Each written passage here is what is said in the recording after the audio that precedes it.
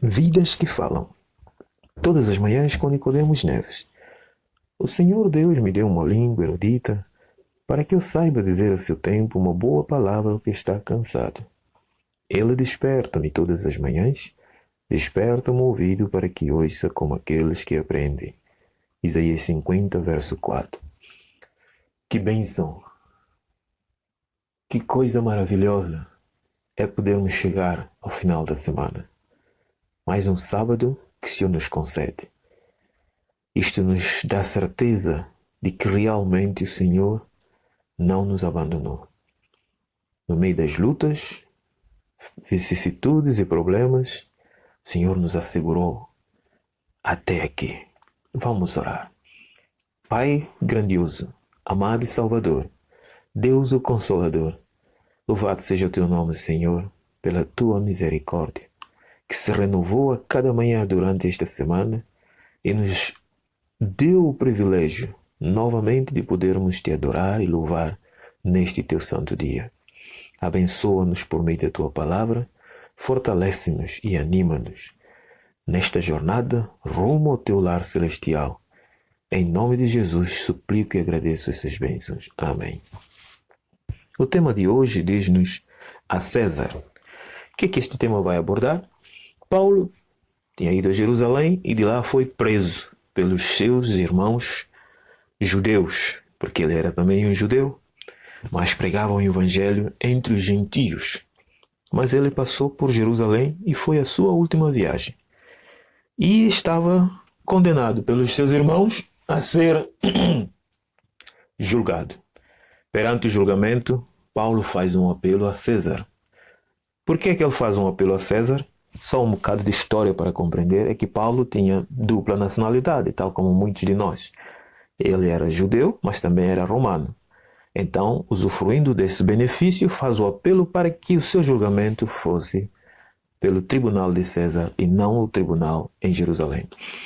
Em Atos dos Apóstolos 25, verso 10 e 11, está lá toda essa história. Diz: estou perante o tribunal de César, onde convém que seja julgado. Se fiz algum agravo ou cometi alguma coisa digna de morte, não recuso morrer. Mas se nada há das coisas de que estes me acusam, ninguém me pode entregar a eles. Apelo para César. Queridos amigos, essa história é triste, como nós vemos no comentário. Assim foi que, uma vez mais, por causa do ódio enchido do fanatismo e da justiça própria, um servo de Deus volta-se para os pagãos em busca de proteção. César era um pagão. Os reis romanos não tinham consideração pela causa do Senhor.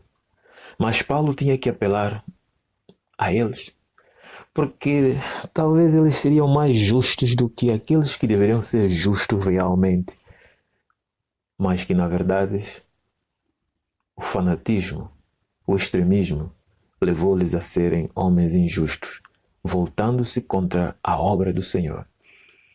Foi este mesmo ódio que forçou o profeta Elias a buscar socorro da viúva de Sarepta. Quem conhece a história de Elias sabe que Elias tinha que fugir de Acabe e encontrar refúgio noutra terra e não na sua própria terra. E levou os auratos do Evangelho a volver-se dos judeus para proclamar a mensagem do Evangelho aos gentios.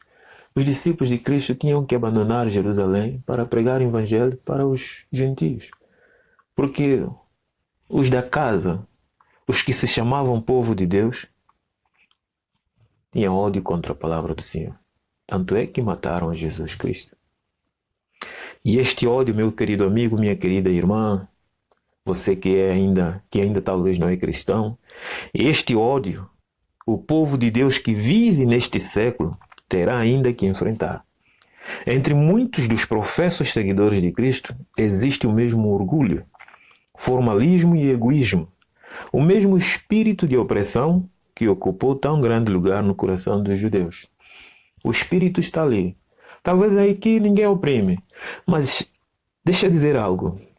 Se você é uma pessoa que fala mal do teu irmão, o espírito de opressão está em ti. Sabe por quê? Porque você se sente mais justo do que ele.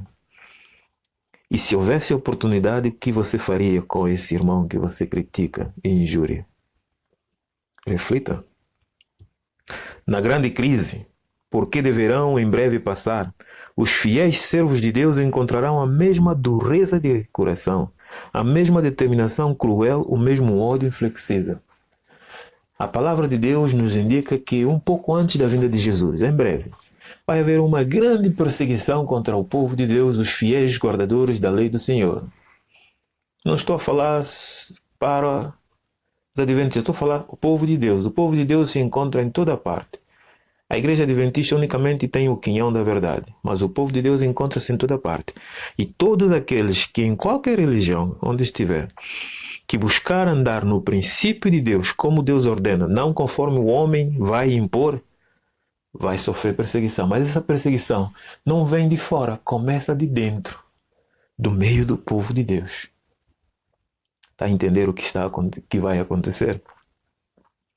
Todo o que nesse dia mau se dispuser a servir a Deus com destemor, sem medo, seguindo ou segundo os ditames de sua consciência, necessitará de coragem, firmeza e do conhecimento de Deus e da sua palavra.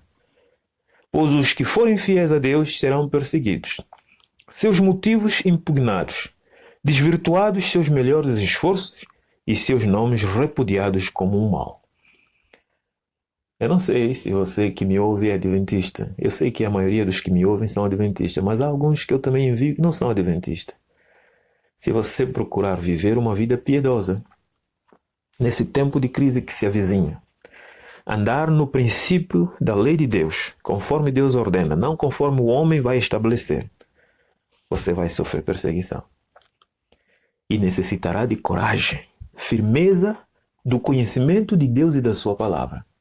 Por isso é que muitos vão fracassar, porque muitos conhecem Messi, conhecem Cristiano Ronaldo, conhecem João Félix, conhecem e por aí fora, milhares deles, mas não conhecem a Deus.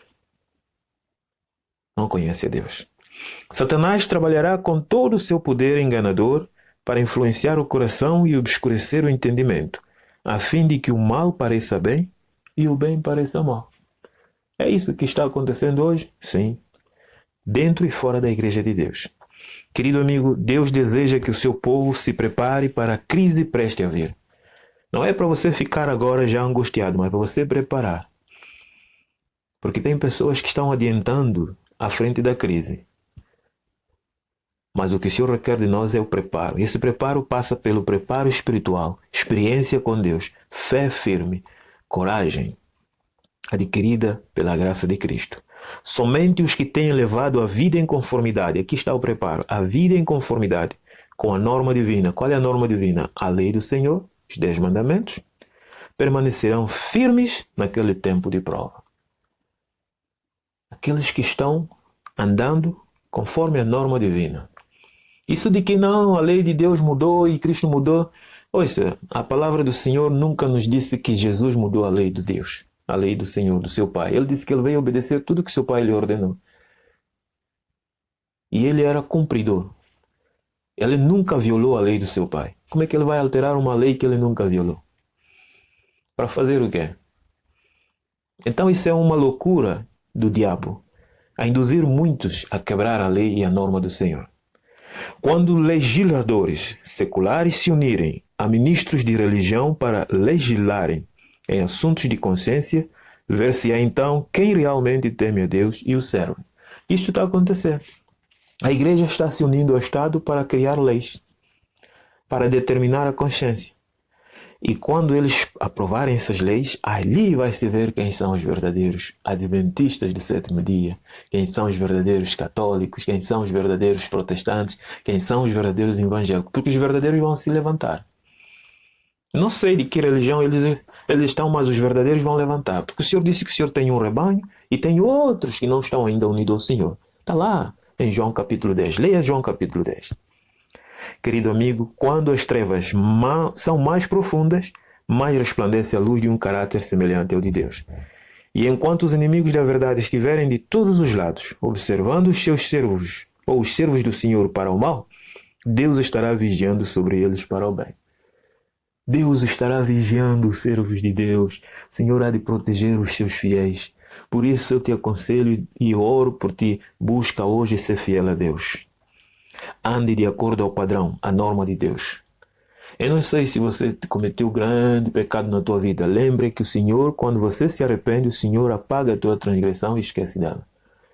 Peça ao Senhor perdão. E comece a vida agora com Cristo. Seguindo os passos de Cristo. Ande como Ele andou.